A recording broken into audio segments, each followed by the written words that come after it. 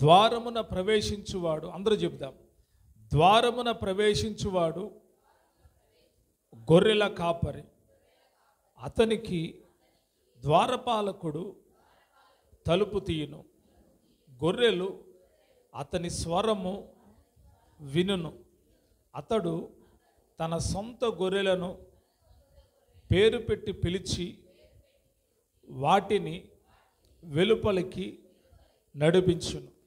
మరియు అతడు తన సొంత గొర్రెలన్నిటినీ వెలుపలికి నడిపించినప్పుడల్లా వాటికి ముందుగా నడుచును. గొర్రెలు అతని స్వరమెరుగును గనుక అవి అతనిని వెంబడించును.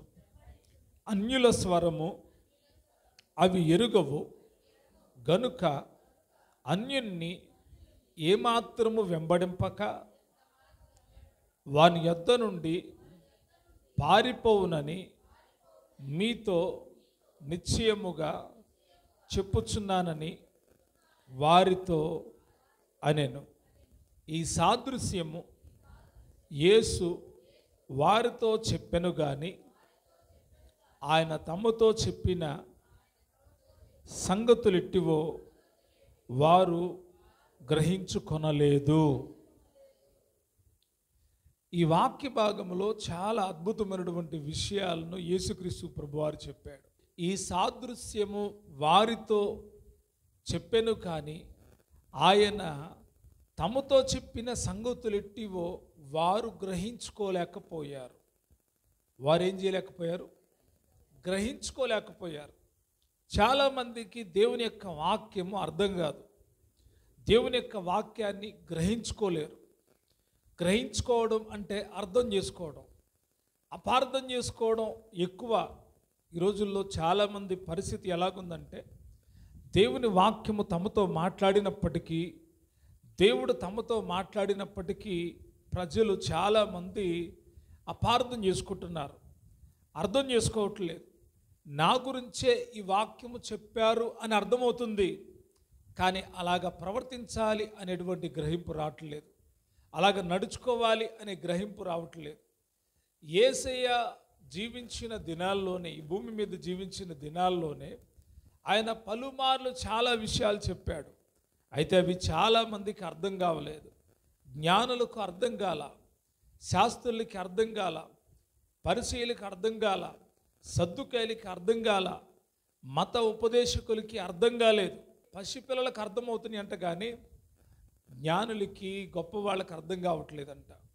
ఈరోజు కూడా చాలామందికి దేవుని యొక్క వాక్యం, దేవుని యొక్క విషయాలు అర్థం కావట్లేదు. యేసయ్య అంటున్నాడు, ఇదిగో నేను వీళ్ళకి చెప్తున్నాను కానీ వీళ్ళు గ్రహించట్లేదు వీళ్ళు. ఆయన ఏం చెప్తున్నాడు అంటే, ద్వారమున ప్రవేశించేవాడు గొర్రెల కాపరి, మరొకడు ఉన్నాడంట, వాడు దొంగయు దోచుకునేవాడు. వాడు దొడ్డిదారిన వచ్చి ప్రవేశిస్తూ ఉన్నాడు అంటాడు. 10వ అధ్యాయం 1వ వచనంలో అంటాడు, గొర్రెల దొడ్డి ద్వారమున ప్రవేశింపక వేరొక మార్గమున ఎక్కువాడు దొంగయు దోచుకొనువాడునై ఉన్నాడు. అతడు కూడా కాపరే, కానీ ఆ కాపరి ఎటువంటి వాడంటే దొంగయు దోచుకొనువాడునై ఉన్నాడు. అందరూ చెప్పండి, ఏమై ఉన్నాడు? దొంగయు దోచుకొనువాడునై ఉన్నాడు. దొంగతనము, దోచుకోవడము రెండు ఒకటిగానే ఉంటాయి, కానీ సందర్భాన్ని బట్టి మాట ఉపయోగించబడుతుంది. దొంగిలించడం వేరు, దోచుకోవడం వేరు. దోచుకోవడం అంటే అర్థం ఏంటంటే వారి కళ్ళ ఎదుటే వారి సొత్తుని పట్టుకొని పోవడం. దొంగతనము అంటే అర్థం ఏంటంటే వారికి తెలియకుండా వారిని సొత్తుని పట్టుకొని పోవడం. దేవునికి ముందున్న వాళ్ళు, అనగా యేసుక్రీస్తు ప్రభు వారికి ముందున్న వాళ్ళందరూ కూడా ఆయన అంటాడు, వారు దొంగలను దోచుకుని వారినై ఉన్నారు, ఇట్టి కాపర్లకు శ్రమ అంటాడు. ద్వారమును ప్రవేశించినప్పుడు ద్వారపాలకుడు తలుపు తీస్తూ ఉన్నాడు. గొర్రెలు ఆ యొక్క కాపరి స్వరం వింటూ ఉన్నాయి. అతడు తన గొర్రెలను వెలుపడుకు నడిపించినప్పుడల్లా ఆ గొర్రెలకు ముందు నడుస్తూ ఉన్నాడంట. ఎటు నడుస్తూ ఉన్నాడు? ముందు నడుస్తూ ఉన్నాడు. అద్భుతమైన విషయం ఏంటంటే దేవుని పిల్లల్ని, నీతిమంతుల్ని ఆయన గొర్రెలుగా పోల్చి పలుమార్లు మాట్లాడుతూ వచ్చాడు.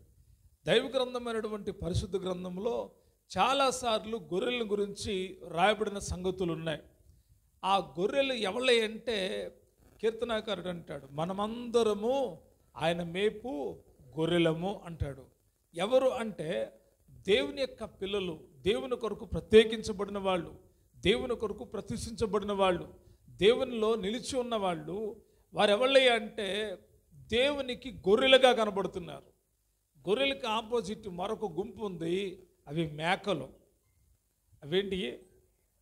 మేకలు. మేకలు వేరు, గొర్రెలు వేరు. మేకల యొక్క స్వభావం వేరు, గొర్రెల యొక్క స్వభావం వేరు. గొర్రెలు మేకలు కలిసి వెళ్తూ ఉంటాయి. మీరు చూడండి, అప్పుడప్పుడు గొర్రెలేమో తలదించుకొని పోతూ ఉంటాయి, మేకలేమో కొంచెం తలెత్తుకొని వాటికి ఎక్కడ కనబడితే అక్కడ కాళ్ళు పెట్టేసి పీక్కొని తింటూ ఉంటాయి. గొర్రెలకి మేకలకి మధ్య చాలా వ్యత్యాసం ఉంది. గొర్రెలు కాపరి ముందుగా వెళుతూ ఉంటే కాపరిని వెంబడిస్తూనే ఉంటాయి. కాపరి ఎటు తీసుకువెళితే అటు వెళ్ళిపోతాయి. ఇవి గొర్రెలు. ఇవేంటి? గొర్రెలు. చాలామంది యొక్క ఆధ్యాత్మిక జీవితాలు ఎక్కువ శాతం కాపరి మీదే గురి పెట్టుకొని ఉంటారు, కాపరిని వెంబడిస్తూ ఉంటారు. బాహ్య సంబంధంగా కాపరి యొక్క ఉపదేశం సంఘానికి చాలా ప్రాముఖ్యమైనది. దేవుడు అనుగ్రహించినటువంటి సంఘంలో దేవుడే కాపరి, ఆయనే కాపరి. గొర్రె స్వభావం చూపిస్తూ లోపల క్రూరమైన తోడేళ్ళ స్వభావం గల వాళ్ళు కూడా ఉంటారంట. అవి తోడేళ్ళు, కానీ ఏ చర్మం కప్పుకున్నాయి? గొర్రె చర్మాన్ని కప్పుకున్నాయి. అవి గొర్రెలు కావు, వాటికి కాపరి ఉండడు. తోడేళ్ళకి కాపరి ఉంటాడా? ఎక్కడన్నా చూసారా? తోడేళ్ళకి కాపరి, సింహాలకు కాపరి, మృగాలకు కాపరులు ఉండడం చూసారా? మేకలు కాసేవాళ్ళని చూడొచ్చు, గొర్రెలు కాసేవాళ్ళని చూడొచ్చు, పందులు కాసేవాళ్ళని చూడొచ్చు, ఉంటారా? పశువులను కాసేవాళ్ళని చూడొచ్చు. ఈ కాపరులలో దేవుడు తన పిల్లల్ని పోల్చి మాట్లాడుతున్న ఆ పోలిక ఏంటంటే, నేను గొర్రెలకు మంచి కాపరిని అంటున్నాడు. ఆయన ఎటువంటి కాపరి అంటే ఒక 5 విషయాలు చెప్తాను, తర్వాత ఇంకా లోతుగా మనం ధ్యానం చేద్దాం. మొదటిగా యోహాను సువార్త 10వ అధ్యాయం 11వ వచనంలో చక్కటి మాట అంటాడు, చదువుతాం. యోహాను సువార్త 10వ అధ్యాయం 11వ వచనంలో ఒక మాట ఉంది, చదువుతున్నాను, మీరందరూ కూడా నాతో చెప్పండి. నేను గొర్రెలకు మంచి కాపరిని. అలాగనే 14వ వచనంలో కూడా మరలా అంటాడు, చదువుతున్నాను, నేను గొర్రెలకు మంచి కాపరిని. గొర్రెలకు మంచి కాపరిని. గొర్రెలు ఏవైతే ఉన్నావో వాటికి మంచి కాపరిని నేను అని యేసయ్య సహాగా సాక్ష్యమిస్తున్నాడు. మంచి కాపరి అంటే అర్థం ఏంటి? గొర్రెల కాపరి దగ్గర ఒక కర్ర ఉంటుంది, దొడ్డు కర్ర అంటారు దాన్ని. ఏ కర్ర? దొడ్డు కర్ర. ఈ దొడ్డు కర్ర ఎందుకంటే గొర్రెలే, కానీ కొన్నిసార్లు ఏమవుతాయి అంటే అవి క్రమం తప్పుతాయి. అవి ఏం తప్పుతాయి? క్రమం తప్పుతాయి. అన్నీ చక్కగా వస్తుంటే కొన్ని గొర్రెలు ఏం చేస్తాయి అంటే పక్కకు వైదొలిగి వెళ్ళిపోతూ ఉంటాయి. అప్పుడు కాపరి పిలుస్తాడు, రావు. రానప్పుడు ఏం చేస్తారు? కాపరి ఏం చేస్తాడు? వాటిని కర్రతో అలా కొట్టి వాటిని సరిచేసి మళ్ళీ త్రోవలోకి తీసుకొస్తాడు. జ్ఞానైన సొలొమోను అంటాడు, బెత్తము వాడని కుమారుడు తల్లిదండ్రులకి ఏమవుతాడంట? విరోధవుతాడు. కాపరి దగ్గర దొడ్డి కర్ర ఉంటుంది. మంచి కాపరి గొర్రెల కొరకు ప్రాణం పెడతాడంట. అక్కడ ఆ మాట కూడా రాయబడి ఉంటుంది. ఎన్నో వచ్చినో? 11వ వచనంలోనే, నేను గొర్రెలకు మంచి కాపరిని. చెప్పండి, నేను గొర్రెలకు మంచి కాపరిని. మంచి కాపరి గొర్రెల కొరకు తన ప్రాణమును పెట్టును. మంచి కాపరి తన గొర్రెల కొరకు ప్రాణము పెట్టును. తన ప్రాణము పెట్టును. మంచి కాపరంట తన ప్రాణాన్ని ఇస్తారంట, వేరొక ప్రాణాన్ని కాదు. ఎటువంటి వాడేంటి కాపరి? ఒక సమస్య వచ్చింది, ఒక తోడేలో సింహము గొర్రెను పట్టుకుంది. ఆ పక్కమట కాపరి పిలిచి, బాయ్ నాకు ధైర్యం లేదు, నువ్వు వెళ్ళి దాన్ని విడిపించుకుంటురా అని చెప్పడంట. అవసరమైతే ఆ గొర్రెను రక్షించడం కోసం, ఆ గొర్రె పిల్లను రక్షించడం కోసం తన ప్రాణాన్ని పెట్టేవాడే మంచి కాపరి. మంచి కాపరి తన గొర్రెల కోసం ఏం పెడతాడంట? ప్రాణం పెడతాడు. ప్రాణం పెడతాడు. ఈ లోకంలో ఎవళ్ళైనా మన కోసం ప్రాణం పెట్టగలరా? తల్లైనా, చెల్లైనా, అన్నైనా, తమ్ముడైనా, కొడుకైనా ఎవళ్ళైనా ప్రాణం పెట్టగలరా? ఒక తండ్రి చనిపోయే పరిస్థితుల్లో ఉన్నాడు. కొడుకు తన ప్రయత్నం తాను చేస్తున్నాడు. డాక్టర్తో చెప్తున్నాడు, ఏదేమైనా మా తండ్రి బ్రతకాలండి, నేను ఎంత డబ్బైనా ఖర్చు పెడతాను, ఎంత డబ్బైనా ఖర్చు పెడతాను అని అంటే, ఏమండి డబ్బు ఖర్చు పెడితే ప్రాణం రాదు, మీకు గుండెస్తారా మీ తండ్రికి అని అడిగాడంట డాక్టరు. ఏంటిది? మాట్లాడితే మీరు మాటకు ముందు మాట తర్వాత డబ్బు ఉంది అంటున్నారు. ఇప్పుడు మీ తండ్రి గుండె చెడిపోయింది, ఇప్పుడు గుండె మార్పిడి చేయాలి, మీకు గుండెస్తారా అని అడిగాడంట. అది ఎలా సాధ్యం అండి? మరి ఎందుకంటే పద్దాగడా డబ్బు ఉంది కాబట్టి డబ్బులు ఇస్తా బ్రతికిస్తాయని డబ్బుతో ఏ మనిషి ఎవరిని బ్రతికించలేడు. ఒకవేళ మీ గుండె ఇచ్చినా అది సెట్ అవుతుందో లేదో తెలియదు, అతను బ్రతుకుతాడో లేదో తెలియదు. కానీ యుగయుగాల జీవితం ఇవ్వడం కోసం, నిరంతర జీవితం మనకి ఇవ్వడం కోసం మనందరి కొరకు ప్రాణం పెట్టినవాడు ఒకే ఒక ఆయన పరిశుద్ధుడైన యేసుక్రీస్తు ప్రభువారు. ఆయన పాపం లేనివాడు, ఆయన రక్తము పరిశుద్ధమైనది, ఆయన శరీరము పరిశుద్ధమైనది, ఆయన చూపులు పరిశుద్ధమైనవి, ఆయన తలంపులు పరిశుద్ధమైనవి. ఆయన ఒక్కడే ప్రాణం పెట్టినవాడు, పెట్టేవాడు కూడా. నిన్ను రక్షించడం కోసం, నన్ను రక్షించడం కోసం, మనలందరూ రక్షించడం కోసం ఆయన ప్రాణం పెట్టాడు, ప్రాణాన్ని అర్పించాడు. తనకు తెలుసు చనిపోతాను అని తెలుసు, అయినా కూడా తన్ను తాను అప్పగించుకొనేను అని ఉంటుంది వాక్యంలో. ఆయన అప్పగించుకున్నాడంట. ఎందుకో తెలుసా? గొర్రెలకు ఆయన మంచి కాపరి. ఏ కాపరి? మంచి కాపరి గొర్రెలకు ప్రాణం పెడతాడు. మీరు కనబడే పాస్టర్ గారిని చూసి, పాస్టర్ గారు మా కోసం ప్రాణం పెడతాడు, నేను పెట్టాల్సిన అవసరం లేదు. పాస్టర్ గారు ప్రాణం పెట్టాల్సిన అవసరం లేదు. ఆల్రెడీ ఒక ఆయన ఏం చేశాడు? ప్రాణం పెట్టాడు. ఆయన ప్రాణం పెట్టడం మూలాన నీవు నేను మనమందరం బ్రతికాం. ఇక్కడ ఒక ఆయన అంటాడు, ఏమంటే మంచి కాపరి ప్రాణం పెడుతున్నారు, మీరు కూడా పెడతారన్నాడు. ఒకవేళ ప్రభు కోసం ప్రాణం ఇవ్వాల్సి వస్తే ఇచ్చేస్తాం, దాంట్లో సమస్య లేదు. క్రీస్తు కొరకు హతసాక్షి అవ్వాల్సిన పరిస్థితి ఏర్పడితే హతసాక్షి అయిపోతాం, దాంట్లో సమస్య లేదు. అయితే నేను ప్రాణం పెట్టడం మూలాన, నేను ప్రాణం అర్పించడం మూలాన ఎవరో నా కుటుంబం కాపాడుతుందో, ఎవరో కొద్ది కాపాడబడతారేమో, కానీ నా ప్రభు ప్రాణం పెట్టాడు. ప్రపంచములో ఉన్న బిడ్డలు, రాబోయే తరాల వాళ్ళు కూడా కాపాడబడతారు. నేను చచ్చిపోతే నా రక్తం మట్టిలో కలిసిపోయి అలాగే ఉండిపోతుంది, కానీ యేసయ్య రక్తము ఎప్పటికీ కూడా పనిచేస్తూ ఉంది. కాబట్టి మంచి కాపరి అంటే ఆయన. నెంబర్ 1 బాగా గుర్తుపెట్టుకోండి, ఆయన ఎవరు? యేసయ్య మంచి కాపరి. రెండవది చెప్తాను, చదువుతాను. హెబ్రీయులకు రాసినటువంటి పత్రిక 13వ అధ్యాయం 20వ వచనం చదువుతున్నాను, నాతో పాటు మీరు చెప్పండి. గొర్రెల గొప్ప కాపరి అయిన యేసు అను మన ప్రభువును నిత్య నిబంధన సంబంధమగు రక్తమును బట్టి మృతుల్లో నుండి లేపిన సమాధానకర్తయగు దేవుడు యేసుక్రీస్తు ద్వారా తన దృష్టికి అనుకూలమైన దాన్ని మనలో జరిగించుచు ప్రతి మంచి విషయంలోనూ తన చిత్త ప్రకారము చేయుటకు మిమ్మును సిద్ధపరచునుగాక. యేసుక్రీస్తుకు యుగయుగములకు మహిమ కలుగునుగాక. ఆమేన్. ఇక్కడ మరొకటి రాయబడి ఉంది యేసుప్రభు వారి గురించి. ఆయన గొర్రెలకు గొప్ప కాపరి అంట. అందరూ చెప్పండి, ఏ కాపరి? ఇంతకు మునుపు ఆయన ఏ కాపరి అని తెలుసుకున్నాం? మంచి కాపరి. ఇప్పుడు ఆయన గొర్రెలకు ఎటువంటి కాపరి అంట? గొప్ప కాపరి. గొప్ప కాపరి అంటే ఇక పేరుగాంచినటువంటి వాడు. కాపర్లో మంచి కాపర్లు ఉంటారు, చెడ్డ కాపర్లు ఉంటారు.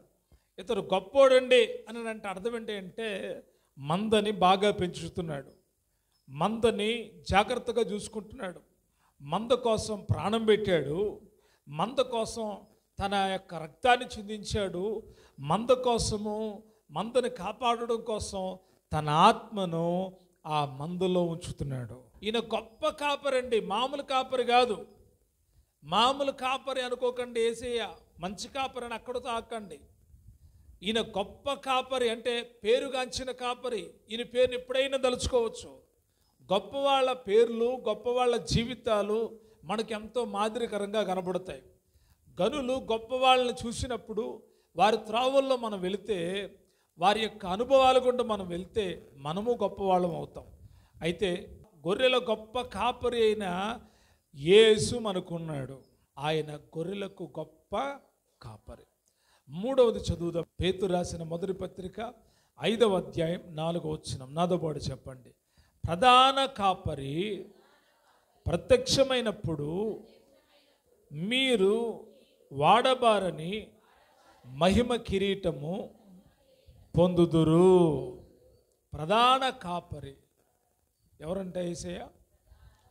గొర్రెలకు మంచి కాపరి, రెండవది గొప్ప కాపరి, మూడవది ఆయన ఏ కాపరి?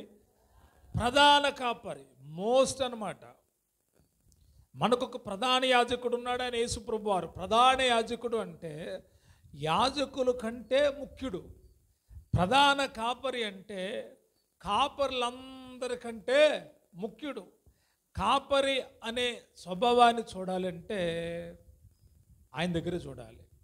మనం యేసేని ఏమంటామంటే మరొక మాట అంటే మీకు అర్థం కాడని చెప్తున్నా. ఆయన రాజులకు రాజును ప్రభువులకు ప్రభువునై ఉన్నాడు అంటాం. రాజులకు రాజు అంటే అర్థం ఏంటి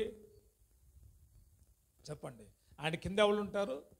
రాజులు ఉంటారు. వాళ్ళు గొప్పోళ్ళే, వాళ్ళు పేరుగాంచిన వాళ్ళే. కానీ వాళ్ళందరికంటే ముఖ్యుడు ప్రధానమంత్రి అంటాం కదా.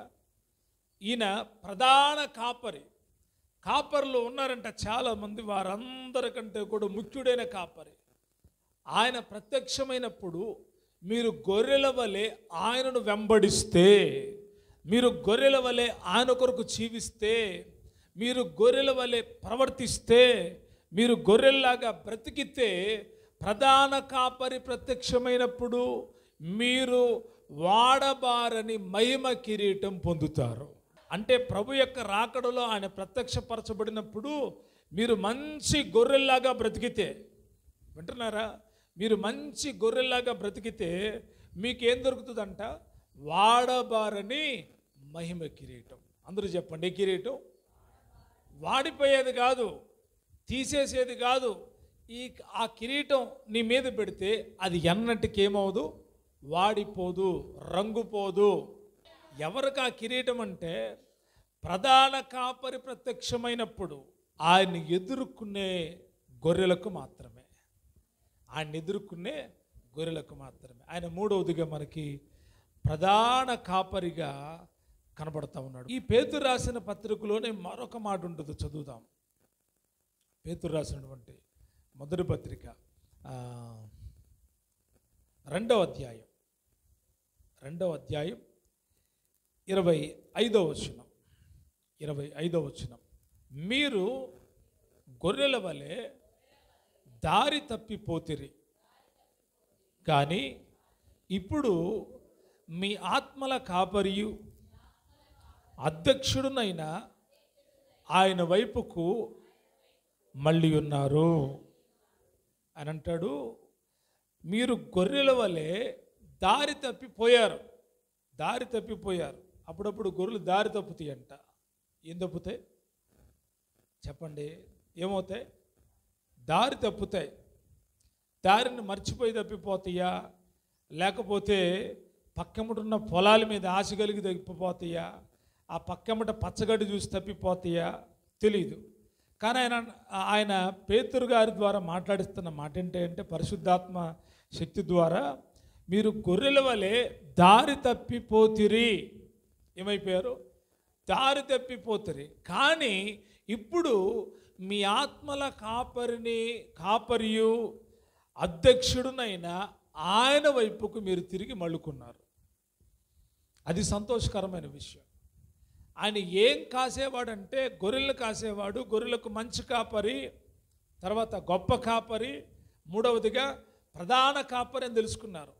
అంత మాత్రమే కాదు, ఆయన ఎటువంటి వాడంటే మన ఆత్మల్లో కాసే కాపరి. ఆయన నీ ఆత్మని నా ఆత్మని కాపలా కాస్తున్నాడు. ఆయన నీ ఆత్మను కాపాడుతున్నాడు, నీ ఆత్మను శుద్ధి చేస్తున్నాడు, నీ ఆత్మను కడుగుతున్నాడు, నీ ఆత్మకు పట్టిన రోగము నుంచి విడిపిస్తున్నాడు, నీ ఆత్మకు పట్టిన మస్తు నుంచి తీసి కల్మషాన్ని తీసి నిన్ను పరిశుద్ధురాలుగా చేస్తూ ఉన్నాడు. ఆయన ఎవళ్ళై అంటే ఆత్మల కాపరి. ఏ కాపరి చెప్పండి? ఏ కాపరి? ఏ ఆత్మలు అంటే ఆయన వైపుకు మళ్ళిన ఆత్మల కాపరి. ఆయన అన్నాత్మలు కాస్తున్నాడు అనుకోకండి. గొర్రెలకు మాత్రమే కాపరి ఆయన. మేకలు కాస్తాడు ఆయన? చెప్పండి. మేకలు కాసేవాడు ఒకడు ఉన్నాడు, వాడు సైతానుడు. వాడు సైతానుడు. వాడి స్వభావాన్ని ఆ మేకలకి ఇస్తాడు. అయితే ఆయన మనకు కాపరి ఉన్నాడు, గొర్రెల కాపరి ఉన్నాడు, అలాగనే మన ఆత్మలకు కాపరి ఉన్నాడు. ఆయన స్వభావము మనం ధరించుకుందుము గాక. ఆయన స్వభావం మనకు రావాలి. గొర్రెల వలె మీరు త్రావ తప్పారు, దారి తప్పిపోయారు, కానీ ఇప్పుడు ప్రభు వైపుకు మలచబడ్డారు. ఎందుకంటే యేసుక్రీస్తు ప్రభువారు దారి తప్పిపోయిన ఆ ప్రజలందరినీ తన వైపు ఆకర్షించి ఆయన వెళ్ళే ద్వారము గుండా నడిపిస్తున్నాడు. అందుకే అంటాడు, గొర్రెల పోవు ద్వారము నేనే. ఏనంట? గొర్రెల పోవు ద్వారము నేనే. ఇంకా అంటాడు, నేనే మార్గము, నేనే సత్యము, నేనే జీవము. అంటే యేసు ప్రభు వారి ద్వారా మనకు ఒక మార్గం దొరికింది. ఆ మార్గములో మనం వెళితే మన ఆత్మ కాపాడబడుతుంది. ఆ మార్గములో మనం వెళ్ళాలి. ఐదవదిగా ఒక విషయం చెప్తాను. ప్రకటన గ్రంథం 7వ అధ్యాయం 17వ వచనం. ఏలయనగా సింహాసనము మధ్యమందుండు గొర్రెపిల్ల వారికి కాపరి అయి జీవజలముల బొగ్గల యొద్దకు వారిని నడిపించును. దేవుడే వారి కన్నుల నుండి ప్రతి బాష్ప బిందువును తుడిచివేయును. వింటున్నారా? ఇది పరలోకములో ఉన్న సంభవం. ఎక్కడున్న సంభవం? పరలోకములో జరగబోతున్న సంభవం. మనమందరము పరలోకానికి చేరిన తర్వాత సింహాసనము మధ్య నుండి గొర్రెపిల్ల, ఎక్కడంట? సింహాసనము మధ్య నుండి గొర్రెపిల్ల వారికి కాపరి అయ్యుండి. అంటే ఆయన భూమి మీదను ఆయన కోసం బ్రతుకుతున్నప్పుడు ఆయన నీకు మంచి కాపరి, గొప్ప కాపరి, ప్రధాన కాపరి, ఆత్మల కాపరి. అలాగే నువ్వు పరలోకానికి వెళ్ళిన తర్వాత కూడా ఆయన నీకు కాపరే. నువ్వు పరలోకానికి వెళ్ళిన తర్వాత కూడా ఆయన నీకు కాపరిగా ఉంటానంటున్నాడు. ఆ కాపరి ఏం చేస్తున్నాడంట? జీవజలముల బొగ్గల యొద్దకు వానిని నడిపించును. ఎక్కడికి నడిపిస్తాడంట? జీవజలముల బొగ్గల యొద్దకు నడిపించును. భూలోకంలో ఉన్నప్పుడు నడిపిస్తాడు, పరలోకంలో ఉన్నప్పుడు కూడా నడిపిస్తాడు. ఆయన మంచి కాపరి. అందరూ చెప్పాలి, ఏ కాపరి అయినా? మంచి కాపరి. అయితే నీవు మంచి గొర్రెవా? నీవు మంచి గొర్రెగా బ్రతుకుతున్నావా? బాధ నచ్చక సంఘం వదిలిపెట్టేసి పోయారండి. వాళ్ళు వేరొక సంఘానికి వెళ్ళిపోయారు. బాధ నచ్చక, పాస్టర్ గారు నచ్చట్లేదండి మాకు. ఆ పాస్టర్ గారు మాట్లాడుతుంటే ఒంట్లో జరులు బాగినట్టుంటున్నాయి. ఏముంటున్నాయి? ఒంట్లో జరులు పాకినట్టు ఉంటున్నాయి. అబ్బా, ఆయన మాట్లాడుతుంటే మా చరిత్ర తెలుసుకొని పాస్టర్ గారు ప్రసంగం చేయడం, అలాగ చేస్తే అది దేవుడి ఉద్దేశం కానే కాదు. ఒకవేళ తెలిసినప్పుడు కూడా దేవుడు చెప్పమంటేనే చెప్తాడు. నువ్వు దేవుడికి విరోధమైన కార్యం చేస్తూ ఉన్నప్పుడు దేవుడు దైవజనుడికి చెప్తాడు. నమ్మాలి, మీరు అంతే నమ్మాలి. గెహాజీ రథాల వెంట పరిగెత్తి సొమ్మును తెచ్చుకొని డబ్బును తెచ్చుకొని ఇంట్లో దాచిపెట్టేసి సైలెంట్గా వచ్చి నిలబడ్డాడు. గెహాజీ నువ్వెక్కడికి వెళ్ళావు అని అంటే, నీ దాసుడనైనా నేను ఎక్కడే ఉన్నా, ఎక్కడికి వెళ్ళలేదు. ఆ దైవజనుడు గెహాజీని చూసి బాధపడి ఉంటాడు. గెహాజీ ఎలీషా చేస్తున్న ప్రతి అద్భుతం చూస్తున్నాడా? ఎలీషా చేస్తున్న ప్రతి అద్భుతం గెహాజీకి తెలుసు. బాగుపడిన వాళ్ళు ఎంతమందో ఎలీషాకు గుర్తుండకపోవచ్చు, కానీ గెహాజీకి తెలుసు ఎవళ్ళెవళ్ళు వచ్చి బాగుపడుతున్నారో, ఎవళ్ళెవళ్ళు వచ్చి పోతున్నారో అన్నీ ఎవరికి తెలుసు? గెహాజీకి తెలుసు. రెండవది, దైవజనుడి దగ్గర ఎంత ఉందో గెహాజీకి తెలుసు, ఎంత ధనం ఉందో గెహాజీకి తెలుసు, దైవజనుడి యొక్క అలవాటు ఏంటో గెహాజీకి తెలుసు. అయితే ఈ గెహాజీ దైవజనుడు అడిగితే అంటాడు, నీ దాసునే నేను ఎక్కడికి పోలేదు. అప్పుడు ఒక మాట అంటాడండి. ఎలీషా ఏమంటాడు తెలుసా? నీవు రథముల వెంట పరిగెట్టినప్పుడు నా మనసు నీతో కూడా రాలేదా? ఎడ తెలిసిందండి? బయటకు వచ్చి చూశాడు ఎలీషా. బయటికి రాలేదంట, లోపలే ఉన్నాడు. ఎందుకంటే ఇతనికి తెలుసు యజమానుడు ఎప్పుడు బయటకు వస్తాడో, ఎప్పుడు భోజనం చేస్తాడో, ఎప్పుడు వెళ్ళిపోతాడో తెలుసు. మరి ఎలా తెలుసుకున్నాడు అంటే, దేవుడు తన దైవజనుడికి ప్రతి ఒక్కటి తెలియజేస్తాడు. అందుకే చాలా గద్దింపు కలిగిన దైవజనుడు ఉన్న సంఘములో ప్రజలు ఎక్కువ మంది ఉండరు. వాళ్ళు భయపడి పారిపోతారు. బాబాయ్ మా పాపాలండి, మా తప్పులని చెప్పేస్తారండి. మేము ఏడకి వెళ్తున్నాం వీనికి తెలిసిపోతుంది, మేమేం చేస్తున్నామో తెలుస్తుంది, మేమేం తిన్నామో తెలుస్తుంది, మా పిల్లలు ఎక్కడ ఉన్నారో తెలుస్తుంది, మా భర్త ఎక్కడ ఉన్నాడో తెలుస్తుంది, అన్నీ తెలిసిపోతున్నాయి ఈయనకి. బాబాయ్ ఇక్కడికి వెళ్ళటం కంటే మనల్ని ఇట్లాంటి బాధ చేసి వాడికి వెళ్ళడం చాలా మంచిది అని వెళ్ళిపోతారు. చాలామంది ఉండరు. పాపాన్ని ఖండించిన వాడు దైవజనుడు కాదు.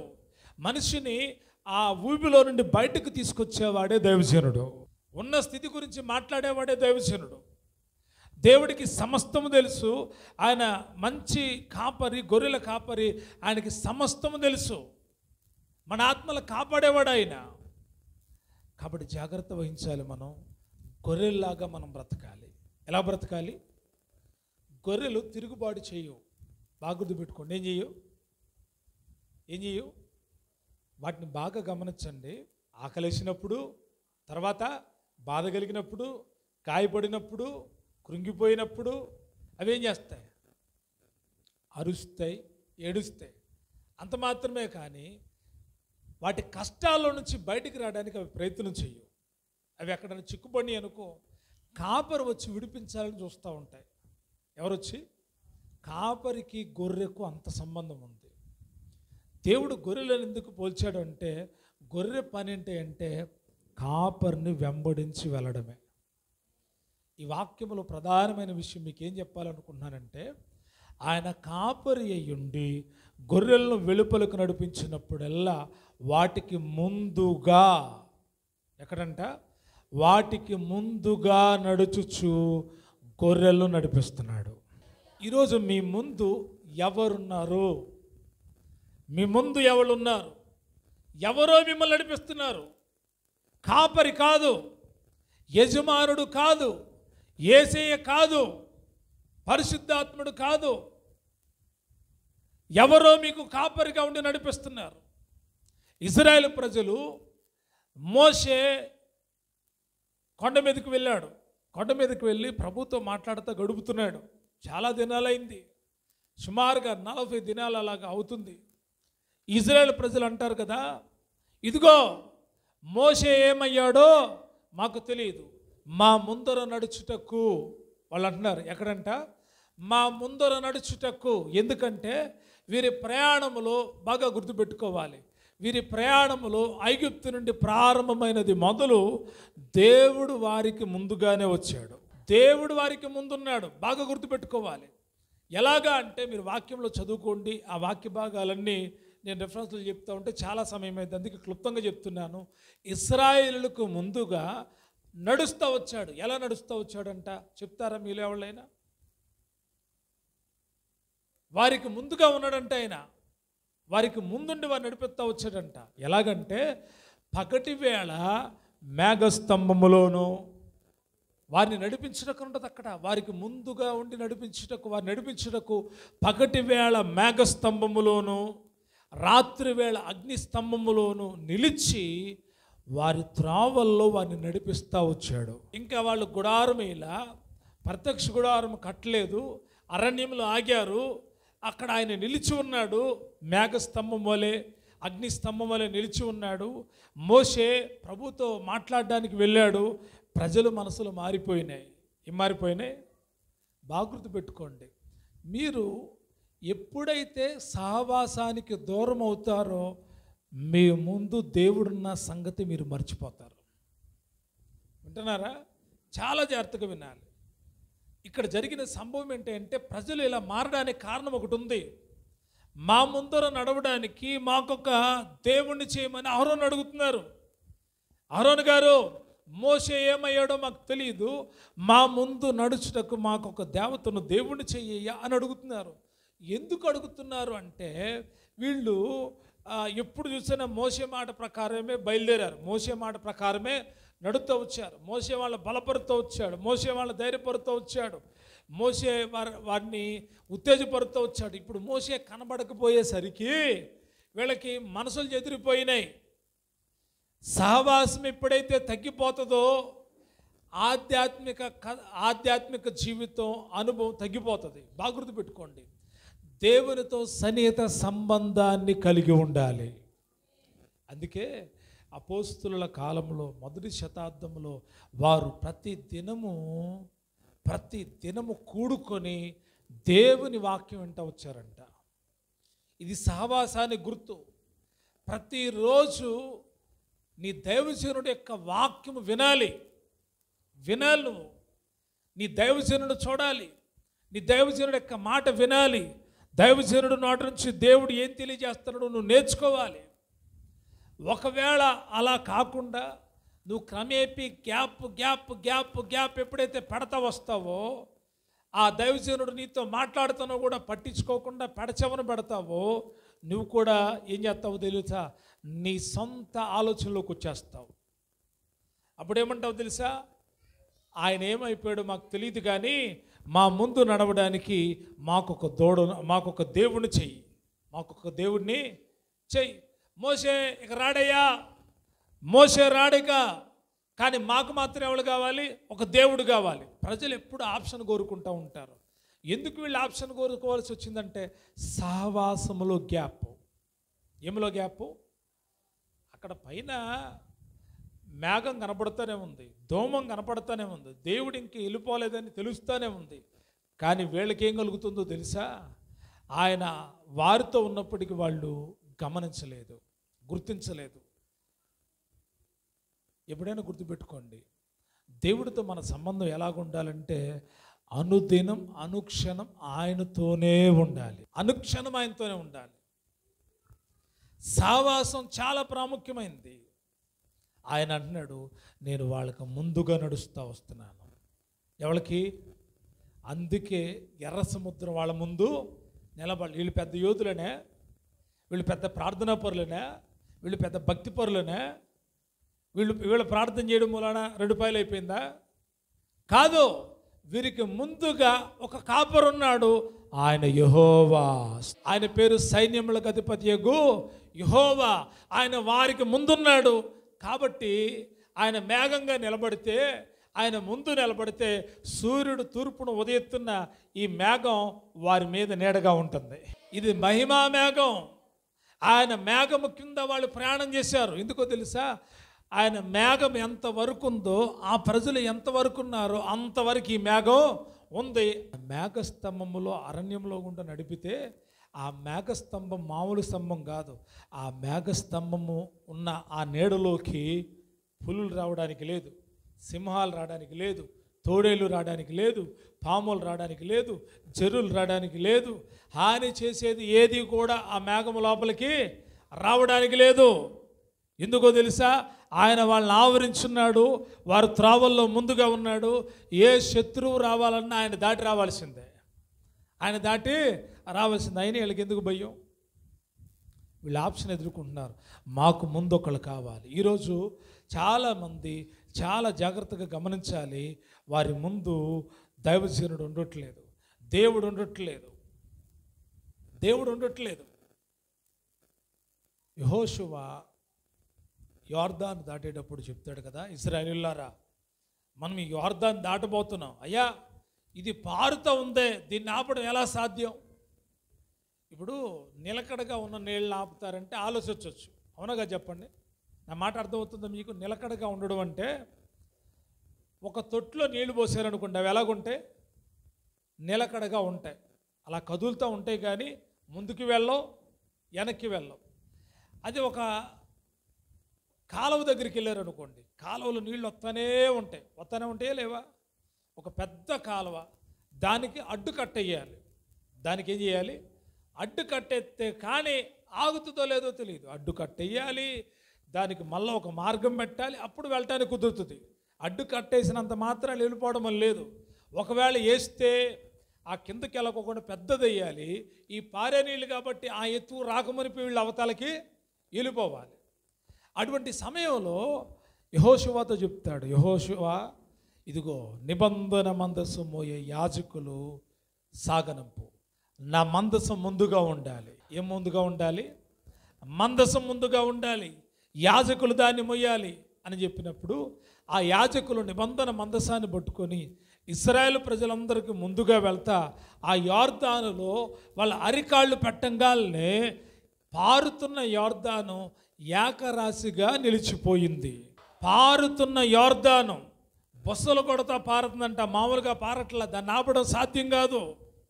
అటువంటి సందర్భంలో నిబంధన మందసం మోసే యాజకులు ఎప్పుడైతే వారి పాదాలు పెట్టారో ఆ యొక్క యోర్దాను ఏకరాశిగా నిలిచిపోయింది, పారేదాగిపోయిందంట. ఎందుకోసం?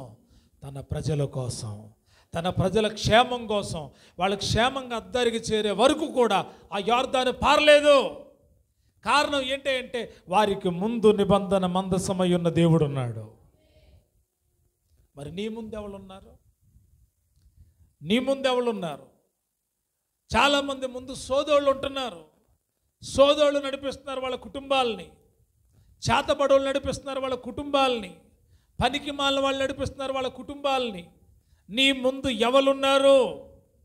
నీ ముందు మంచి కాపరిని యేసయ్య ఉన్నాడా? ఆయన వెంటే నువ్వు వెళ్తున్నావా? ఆయన వెంట నువ్వు వెళ్తున్నావా? కాపరి ఒక అంచు మీద కూడా తీసుకెళ్ళాడు అనుకోండి, ఆ అంచున కాపరి నడిచి వెళ్తూ ఉంటే గొర్రెలు ఏం చేస్తూ ఉంటాయి? వెళతాయా వెళ్ళవా? అప్పుడప్పుడు కొన్ని డిస్కవరీ వీడియో చూస్తే వాటిల్లో ఈ విషయాలు కనపడుతున్నాయి. ఇప్పుడు మనకి ఇక్కడ చాలా కొండలు తక్కువ, కొందరు ఉండేటువంటి ప్రదేశాలు ఎలాగుంటాయి? కొండ ప్రాంతాలు. ఆ కొండ ప్రాంతాలు ఎలాగుంటాయి అంటే గొర్రెలు ఎక్కుతూ ఉంటే ఒకవేళ ఒక్కదాని కాలు జారి కనుక అలా పడితే ఏమవుతుంది? మిగతావన్నీ కూడా ఏమవుతాయి? జారి పడిపోతాయి. అటువంటి సమయంలో గొర్రెలు కాపర్ను వెంబడిస్తా ఎక్కుతానే ఉన్నాయి. ఏంటయ్యా ఎంత ఎత్తుకు తీసుకెళ్తున్నావు మమ్మల్ని, ఎంత కష్టమో నీకేం తెలుసు అని మాట్లాడతాయా? మాట్లాడవు. గొర్రెలు వెళ్ళిపోతూనే ఉంటాయి. ఆయన గొర్రెలకు మంచి కాపరి, మంచి గొర్రెలు ఆయనను ఏం చేస్తాయి? వెంబడిస్తాయి. మంచి గొర్రెల కోసం ఆయన ఏం చేస్తాడో ఒక 4-5 విషయాలు త్వరగా చెప్పి నేను ముగిస్తాను. చదువుదాం.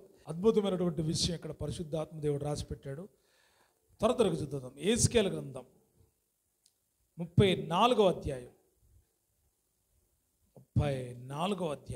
నేను ఈ వాక్య భాగంలో కొన్ని ప్రాముఖ్యమైన విషయాలు మాత్రమే చెప్తాను. చదువుదాం. 34వ అధ్యాయం. ఇదంతా కూడా గొర్రెలు కాపరికి మధ్య ఉన్న ప్రత్యేకమైనటువంటి ఉపదేశం ఇక్కడ ఉంది. అయితే ఇక్కడ చదువుదాం. 34వ అధ్యాయం 12వ వచనం నుండి చదువుతున్నాను, జాగ్రత్తగా మీరు గమనించండి.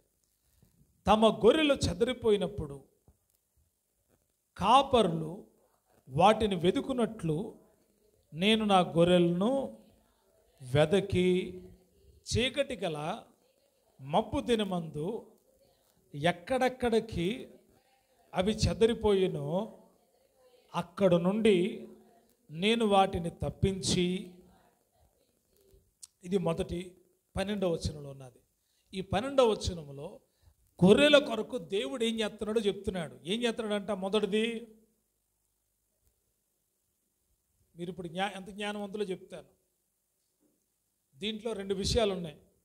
2 విషయాలు చెప్పండి. మీరు త్వరగా చెప్తే తొందరగా ప్రసంగం అయిపోయింది, లేకపోతే లేట్ అయితే. చెప్పండి, చెప్పాలి. 2 విషయాలు. ఒకటి వెదుకుతున్నాడు, రెండవది తప్పిస్తున్నాడు. అక్కడ అండర్లైన్ చేసుకోండి, మీ బాగా గుర్తుండాలి అవి. మీరు గొర్రెలైతే మీ ధైర్యం ఈ వాక్యమే.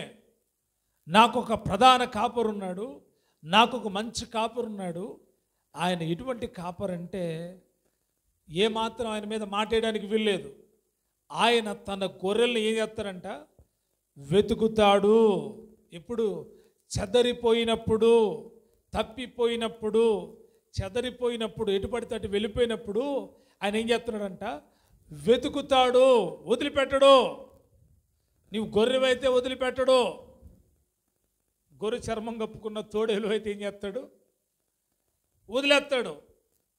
లోపల క్రూరమైన స్వభావం పెట్టుకొని లోపల తోడేలువు నువ్వు, కానీ పైకి ఏం కప్పావు? గొర్రె చర్మం కప్పావు, మందలో చేరావు, ఇప్పుడు చదిరిపోయావు. గబగబా వచ్చి నిన్ను జాయిన్ చేసుకోడు. ఎందుకు తెలుసా? నువ్వు వస్తే వీటిని కూడా చెడగొడితే వీటిని తినేస్తావు. కాబట్టి రానివాడు. ఆయన అంటాడు తన గొర్రెలు చెదిరిపోతే వాటిని వెతుకుతున్నాడంట. రెండవది, ఆ చెదిరిపోయిన గొర్రెలు చీకటి మబ్బు దినమందు ఎక్కడెక్కడికి చెదిరిపోయినాయో, చీకటి మబ్బు దినమందు కొన్నిసార్లు కొన్ని శ్రమలు, కొన్ని ఇబ్బందులు, కొన్ని కష్టాలు కనుమప్పు కలుగు చేసి చెదిరిపోయేటట్టుగా చేస్తున్నాయి. ఆ చెదిరిపోయి అవి ఎక్కడో చిక్కుపడిపోయి ఉన్నాయి. అయితే వాటన్నిటిని నేను ఆ చిక్కుల్లో నుండి తప్పిస్తాను. రెండోది ఏం చేస్తారంట? తప్పిస్తాడు. ఇప్పుడు 13వ వచనం చదువుతున్న చూడండి. ఆయా జనుల్లో నుండి వాటిని తోడుకొని వచ్చి ఆయా దేశంలో నుండి వాటిని సమకూర్చి వాటి స్వదేశంలోనికి వాటిని తెచ్చి పర్వతముల మీదను వాగుల యొద్దను దేశమందున్న సకలమైన కాపుర స్థలముల యందు వాటిని మేపెదను. అక్కడ దాదాపుగా చాలా విషయాలు ఉన్నాయి. ఒకటి చెప్తా, అండర్లైన్ చేసుకోండి, రౌండప్ చేసుకోండి, మీకు బాగా గుర్తుంటుంది. ఆయా జనుల్లో నుండి వాటిని తోడుకొని వచ్చి, తోడుకొని రావడం అంటే అర్థం ఏంటి? మళ్ళీ అటు ఇటు పోమాకు అని చెప్పి పక్క నుండి తీసుకొని వస్తారంట. తోడుకొని వచ్చి తరువాత ఆయా దేశముల నుండి వాటిని సమకూర్చి, దీంట్లో యూదుల గురించిన గొప్ప ప్రవచనం ఉంది. తోడుకొని వస్తారంట, సమకూరుస్తాడంట. ఏం చేయడం? ఎక్కడి నుంచి? దగ్గరున్న వాటిని తోడుకొని వచ్చాడు. ఇప్పుడు ఆయా దేశంలో ఎందుండే వాడిని ఏం చేస్తారంట? సమకూరుస్తాడు. ఇది గొప్ప ప్రవచనం. ఇది యూదుల కొరకు గొప్ప ప్రవచనం. యూదులందరినీ ఆయన ఒకనొక దినాన సమకూర్చబోతూ ఉన్నాడు. ఒకనొక చోటకి చేర్చబోతూ ఉన్నాడు. చెదిరిపోయారు చాలామంది యూదులు, చెదిరిపోయారు. వాళ్ళ కొరకైన వాక్య భాగం ఇది. వాటిని సమకూర్చి వాటి స్వదేశమునకు వాటిని తెచ్చి తీసుకొస్తాడంట. తర్వాత అంటాడు పర్వతముల మీదను వాగుల ఎద్దును దేశమందున్న సకలమైన కాపురు స్థలముల యందును వాటిని మేపెదను. వాటిని ఏం చేస్తారంట? మేపుతాడు. నేను వాటన్నిటిని సమకూరుస్తాను, తోడుకొని వస్తాను, తర్వాత వాటిని మేపుతాను. ఏం చేస్తారంట? మేపుతాను, నేను వాటిని మేపుతాను. తరువాత 14వ వచనం, నేను మంచి మేతగల చోట వాటిని మేపెదను. ఇశ్రాయేలు యొక్క ఉన్నత స్థలముల మీద వాటికి దొడ్డి ఏర్పడును, అక్కడ అవి మంచి దొడ్డిలో పండుకొనును. ఇశ్రాయేలు పర్వతముల మీద బలమైన మేతగల స్థలమందు అవి మేయును. మరి ఈ వాక్య భాగంలో ఏముంది? మీకు గొర్రెలు అయితే మీకు అర్థం కావాలి. ఇది అప్పుడు మీరు కాపరు ఉన్నాడనే ధైర్యంతో ఉంటారు. మీకున్న కాపరు ఎటువంటి వాడో, ప్రాణం పెట్టేవాడే. ఆయన ఇంకా ఎటువంటి వాడో నేర్చుకుంటున్నాం మనం. ఆయన ఎటువంటి వాడు అంటే వెతుకుతాడు, తప్పిస్తాడు, తోడుకొని వస్తాడు, సమకూరుస్తాడు, కలుపుతాడు, మేపుతాడు. ఏం చేస్తాడు? మేపుతాడు. ఎక్కడ మేపుతాడంట? అక్కడ ఉంది, నేను మంచి మేతగల చోట వాటిని మేపుతాను. మేపడం అంటే చాలామంది మేపుతారు. మేపుతారా? మేపరా? ఆయన ఎక్కడ మేపుతాను అంటున్నాడంటే మంచి మేతగల చోటు. అందరూ చెప్పండి, ఏ చోటున? మంచి మేతగల చోటు అంటే ఎక్కడో తెలుసా మీకు? చెప్పండి. ఆయన ఒక్కడే తీసుకెళ్తాడు. ఆయన ఒక్కడే మంచి మేతగల చోటకి తీసుకుని వెళ్తాడు. పచ్చిక గల చోట్ల ఆయన నన్ను పరుండజేయుచున్నాడు, శాంతికరమైన జలముల యొద్దకు నన్ను నడిపించుచున్నాడు, నా ప్రాణమునకు సేద తీర్చుచున్నాడు. ఎక్కడ ఆయన మేపుతున్నాడంటే మంచి మేతగల చోట నేను వాటిని మేపుతాను. తర్వాత ఇశ్రాయేలు యొక్క ఉన్నత స్థలముల మీద వాటికి ఒక దొడ్డి ఏర్పాటు చేస్తాను. ఏ స్థలంలోనంట? బాగా వినాలి. మేతగల భూమి, మేతగల చోటు, దొడ్డి చాలా ప్రాముఖ్యమైంది. మేతగల చోటు, మంచి మేతగల చోటు. మేత ఎక్కడ పడితే అక్కడ దొరుకుతుంది. ఇప్పుడు మేత ఎక్కడ దొరకట్లేదు చెప్పండి. దేవుడు తన పిల్లల్ని మంచి మేతగల చోటుకు నడిపిస్తాడు. ఆ మేత తింటే పాపము నీలో పెరగదు. ఆ మేత తింటే నీకు ఆరోగ్యం కలుగుతుంది. ఆ మేత తింటే నీ మైండ్ పనిచేస్తుంది. ఆ మేత తింటే నువ్వు ఆ కాపరి వెంట వెళ్తావు. ఆ మేత తింటే నువ్వు బలపరచబడతావు. ఆ మేత తింటే నువ్వు ధైర్యపరచబడతావు. ఆ మేత తింటే నువ్వు దేవుని రాకడకు సిద్ధపరచబడతావు. కానీ నా దేవుడు ఎటువంటి వాడంటే ఆయన గొర్రెలకు మంచి మేత ఇస్తాడు. రెండవది, ఇశ్రాయేలు యొక్క ఉన్నత స్థలముల మీద దొడ్డి. దొడ్డి ఎక్కడుందంట? ఇశ్రాయేలు యొక్క ఉన్నత స్థలముల మీద దొడ్డి. కొండ పైన ఉన్నత స్థలం, ఎక్కడ? కొండల మీద. అక్కడ పెట్టాడంటే దొడ్డి. ఎందుకు పెట్టావు ప్రభా అక్కడ? గొర్రెలు ఎక్కాలి కదా, నువ్వు మేత కోసం దింపితే దిగాలి కదంట. అవును, గొర్రెలు ఎక్కాలి, దిగాలి. అందరూ చెప్పండి, ఏమవ్వాలి? ఎక్కాలి, దిగాలి. అప్పుడే తిన్నది అరుగుతుంది, అప్పుడే తిన్నది పని చేస్తుంది. ఇప్పుడు కిందే పెట్టాడు అనుకోండి, కిందే దొడ్డు ఉంది, కిందే మేత ఉంది, దానికి ఏం చేస్తాయి? వాటికి పని ఉంటుందా? పని ఉంటుందా? ఏముండదు. మన భక్తి జీవితం కూడా అంతే. ప్రభు యొక్క ఆ ఉన్నతమైన ఉపదేశం పొందిన తర్వాత ఆ కాపరి, ఆ సంఘానికి నువ్వు ఎక్కాలి, ప్రయాణం చేయాలి, వెళ్ళాలి, మళ్ళా రావాలి, మళ్ళా వెళ్ళాలి, మళ్ళా రావాలి. ఇలా నీవు దొడ్డెతో సంబంధాన్ని కలిగి ఉంటే దేవునితో సంబంధం కలిగి ఉన్నట్టే. ఆయన తన గొర్రెలకు దొడ్డిని ఏర్పాటు చేశాడు. ఆయన ఏర్పాటు చేసే దొడ్డి రాళ్ల దొడ్డి కాదు, కర్రల దొడ్డి కాదు, ఐరన్ తీగల దొడ్డి కాదు. ఆయనే వారికి కాపరి అయి ఉన్నాడు. ఏదేను తోటలో నుంచి వారిని పంపేసిన తర్వాత దేవుడంట ఆ ఏదేను తోట చుట్టూత ఏం పెట్టాడంట? అగ్ని జ్వాలలను నిలవబెట్టాను. ఇంకెందుకంటే ఆ దొడ్లోకి ఈ మానవుడు వెళ్ళడానికి వీల్లేదు. దేవుడు మనల్ని కాపరిగా మనకుంటే మనల్ని ఆయన పెట్టే దొడ్డు ఎటువంటిది అంటే ఆ దొడ్లోకి సైతాన్ శక్తులు రావు, ఆ దొడ్లోకి దురాత్మలు రావు, ఆ దొడ్లోకి వ్యాధులు రావు, ఆ దొడ్లోకి పనికి మాలినవి రావు. ఎందుకంటే ఆ దొడ్డి ప్రభు ఉన్నత స్థలంలో పెట్టాడు కాబట్టి. తర్వాత 16వ వచనం, తప్పిపోయిన దాన్ని నేను వెతుకుదును, తోలివేసిన దాన్ని మరలా తోలుకుని వచ్చేదను, గాయపడిన దానికి కట్టుదును, దుర్బలంగా ఉన్నదాన్ని బలపరచుదును. ఏం చేస్తాడంట?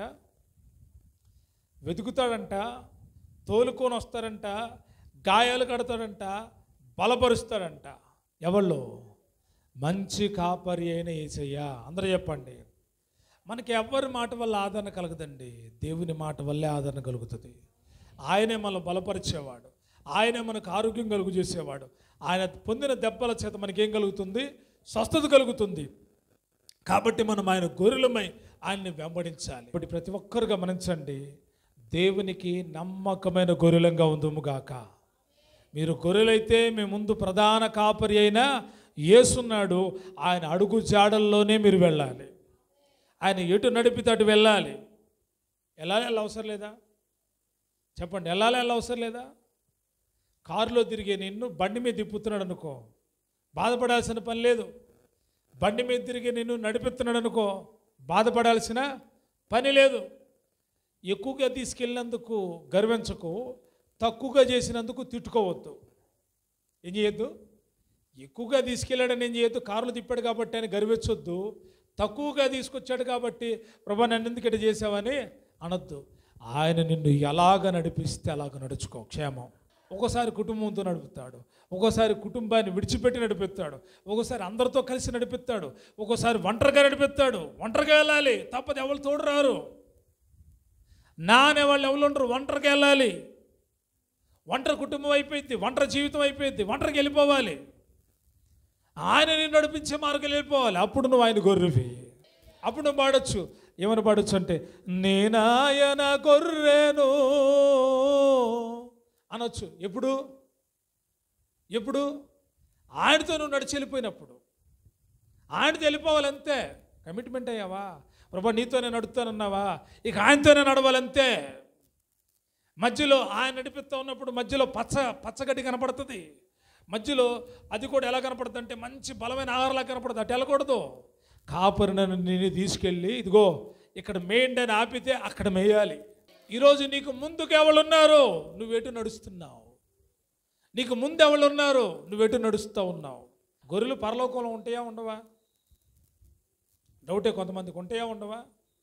పరలోకంలో చెప్పబడిన ఉపమానాన్ని వేసే భూమి మీద ఏం చెప్పాడంటే, సింహాసనం ముందు కూర్చున్నప్పుడు తండ్రి కుడి చేతి వైపు ఉన్నవారిని చూసేమన్నాడు, గొర్రెలు అన్నాడు. అందరూ చెప్పండి, ఏమన్నాడు? ఎడవైపు ఉన్న వాటిని ఏమన్నాడు? మేకలు అన్నాడు. ఎవరంటే మనుషులే. గొర్రె స్వభావం కలిగినటువంటి వాళ్ళు. గొర్రె ఎదురు మాట్లాడదు. ఏం చేస్తుంది? వెళ్ళిపోతూనే ఉంటుంది, వెళ్ళిపోతూనే ఉంటుంది. అది గొర్రె త్రోవ. మేక అలాగా ఉండదండి. మేక త్రోవ వేరు. అందుకే మిమ్మల్ని మేకలుగా పోల్చలైన.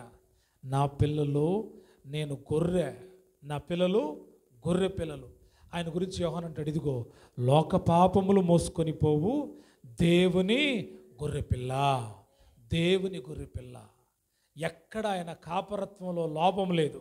ఆయన కాపరిగా ఉన్నాడంటే ఎక్కడ లోపం లేదు.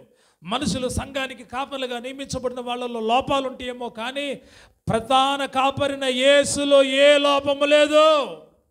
ఆయన పక్షపాతం గలవాడు కాదు, ఆయన కనికరం చొప్పునవాడు కాదు. వాళ్ళు గొర్రెలు, కాపరి లేని గొర్రెల వలె తిరుగుతున్నారని వాళ్ళని చూసి కనికరపడ్డాడంట ఆయన. ఆయన మంచి కాపరి, ఆయన గొప్ప కాపరి. నువ్వు కాపరిని వెంబడించే గొర్రెగా మారాలని ఆయన కోరుకుంటున్నాడు. వేరొక త్రావని వెళ్ళేది దొంగ దోచుకునే వాళ్ళు, అది దొంగల గుంపది. అందుకంటాడు ఎటు పడితే అటు పోకూడదంట. ఏం చేయకూడదు? ఎటు పడితే అటు పోకూడదు. ఇశ్రాయేలు ఉన్నత స్థలముల మీద నీకు ఒక దొడ్డు ఉంది. ఆ దొడ్డులో నువ్వు చేర్చబడితే లెక్కించబడతావు. లెక్కించబడ్డావు అంటే సమకూర్చబడినట్టే, సమకూర్చబడ్డావు అంటే పరలోకానికి చేరినట్టే. దేవుడు నీకు కాపరైతే ఉన్నతమైన స్థలములో ఉంచుతాడు, మంచి మేతనిస్తాడు. ఆ మేత నీకు ఆరోగ్యం ఇస్తుంది, ఆ మేత నీకు బలాన్ని కలుగు చేస్తుంది.